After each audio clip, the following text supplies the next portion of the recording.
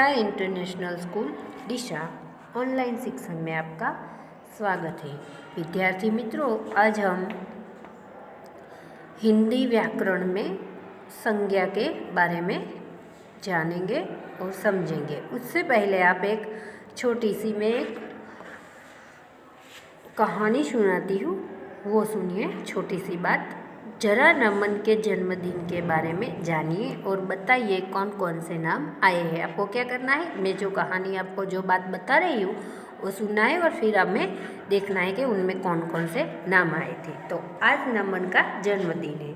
वह अपने मित्रों के साथ होटल में जन्मदिन मनाने के लिए आया है। होटल के हॉल में ऊंचाई पर एक बड़ा गुब्बारा बंधा है। गुब्बारे में बहुत सी टॉफ़ी और चॉकलेट भरी हुई है। कुछ बच्चे आइसक्रीम वाले से आइसक्रीम ले रहे हैं और कचरा कूड़ेदान में डाल रहे हैं। हॉल की सजावट बड़े सुंदर ढंग से की गई है। सलमा और विभा की खुशी देखते ही बन रही है। तो यह कहानी हमने सुनी। अब हम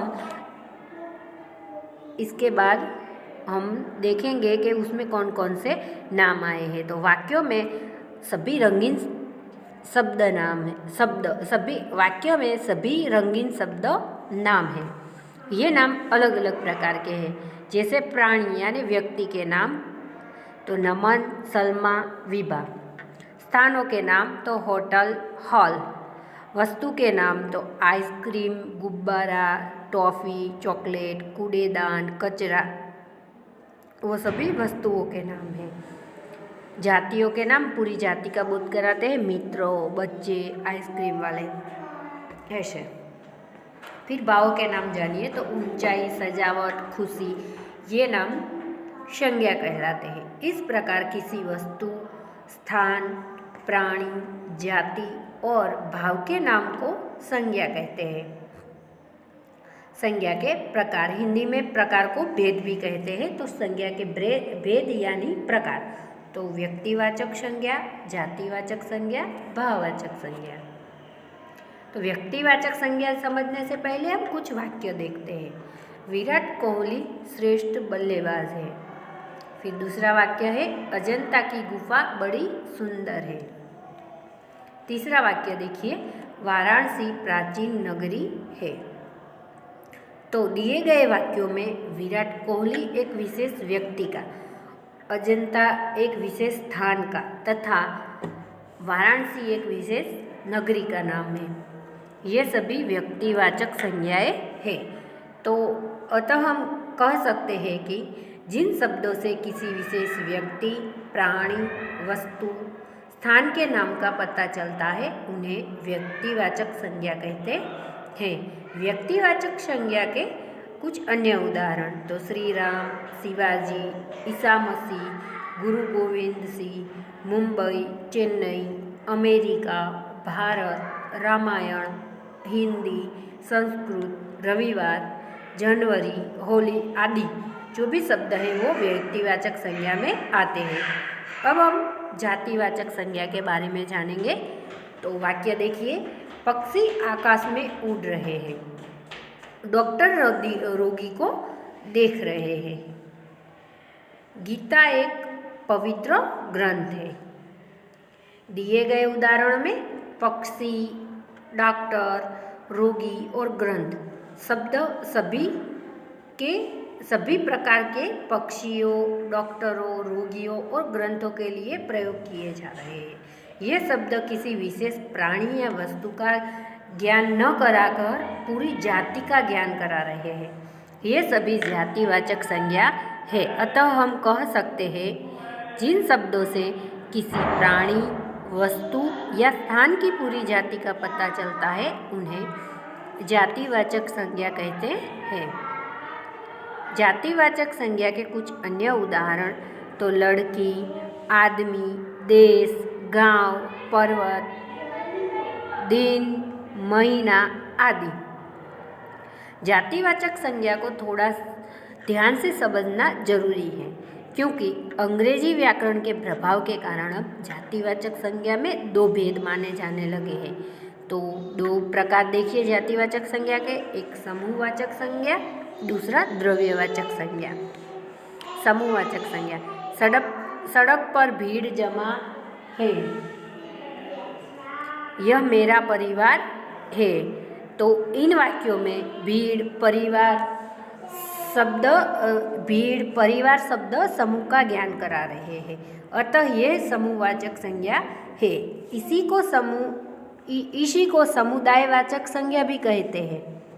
तो हम कह सकते हैं कि जो शब्द किसी समुदाय का ज्ञान कराते हैं उन्हें समूहवाचक या समुदायवाचक संज्ञा कहते हैं। समूहवाचक संज्ञा के कुछ अन्य उदाहरण देखिए तो कक्षा, सभा, दल, टोली, बंडल, ढेर आदि। अब हम द्रव्यवाचक संज्ञा के बारे में जानेंगे। तो वाक्य देखिए, यहाँ शुद्ध दूध मिलता है। तांबे के बर्तन स्वास्थ्य के लिए लाभदायक है। तो पीछे जो वाक्य दिए गए हैं उस वाक्यों में दूध और तांबे शब्द द्रव्यों यानी पदार्थ का ज्ञान करा रहे हैं। ये द्रव्यवाचक संज्ञा है। तो हम कह सकते हैं जो संज्ञा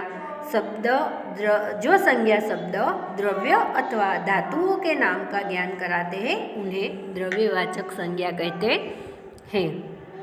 द्रव्यवाचक संज्ञा के कुछ अन्य उदाहरण तो अनाज, दाल, सब्जी, तेल, लकड़ी, पत्थर, चावल आदि द्रव्यवाचक संज्ञा के उदाहरण हैं। भाववाचक संज्ञा, तो आज बड़ी गर्मी है। प्रेम और अहिंसा गांधी जी के मुख्य आदर्श थे। ये दो वाक्य में गर्मी, प्रेम और अहिंसा भावों के नाम हैं। इन्हें न तो हम देख सकते हैं और न ही छू सकते हैं। इन्हें केवल अनुभव किया जा सकता है। ये सभी भाववाचक संज्ञा है। अवस्था, भाव या स्वभाव का ज्ञान होता है उन्हें भाववाचक संज्ञा कहते हैं। भाववाचक संज्ञाएं बनाना, तो कैसे बना सकते हैं? कुछ शब्द मूल रूप में भाववाचक संज्ञा होते हैं जैसे सत्य, दया, अहिंसा आदि। कुछ भाववाचक संज्ञाएं जातिवाचक संज्ञा, सर्वनाम, विशेषण, क्रिया और अवयव आदि शब्दों से बनाई जाती है। जैसे जातिवाचक शब्द देखिए पशु, तो उसका भाववाचक होगा पशुत्व या पशुता। वीर, तो वीरता होगा भाववाचक। शत्रु का भाववाचक होगा शत्रुता। देव का भाववाचक होगा देवत्व। माता का भाववाचक होगा मातृत्व। पुरुष का भाववाचक होगा पुरुषत्व। अब हम सर्वनाम से कैसे भाववाचक संज्ञा बनती है वो जानते हैं। तो सर्वनाम देखिए, निज का भाववाचक होगा निजत्व या निजता। अपना, तो अपनापन या अपनत्व। मम, तो ममत्व या ममता। सम का भाववाचक होगा समता। अहम का भाववाचक होगा अहंकारिता। अब हम सर्वनाम से भाववाचक संज्ञा, तो निज का निजत्व, अपना का अपनत्व, मम का ममत्व, सम का समता, अहं का अहंकारिता ऐसे होता है। अब विशेषण से बनने वाले भाववाचक, तो विशेषण से शील का विशेषण हो तो उसका भाववाचक बनेगा शीलता। सज्जन का सज्जनता। ठंडा का ठंडक।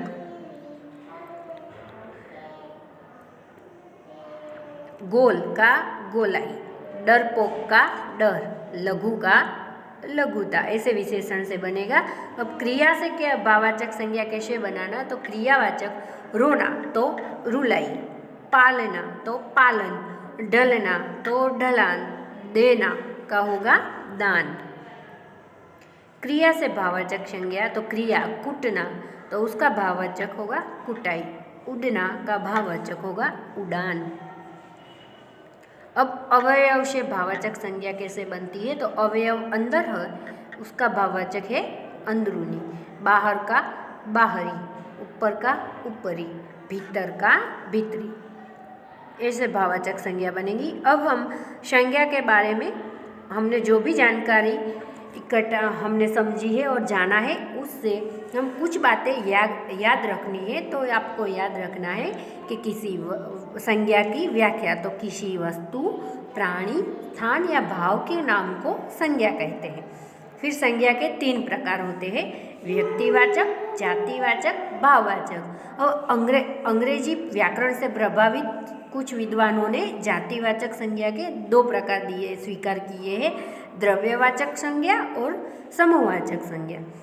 अब हम भाववाचक संज्ञा है, तो भाववाचक संज्ञा है जातिवाचक संज्ञा सर्वनाम, विशेषण, क्रिया और अवयव शब्दों से भी बनाई जाती है। इन बातों का हमें ध्यान रखना है।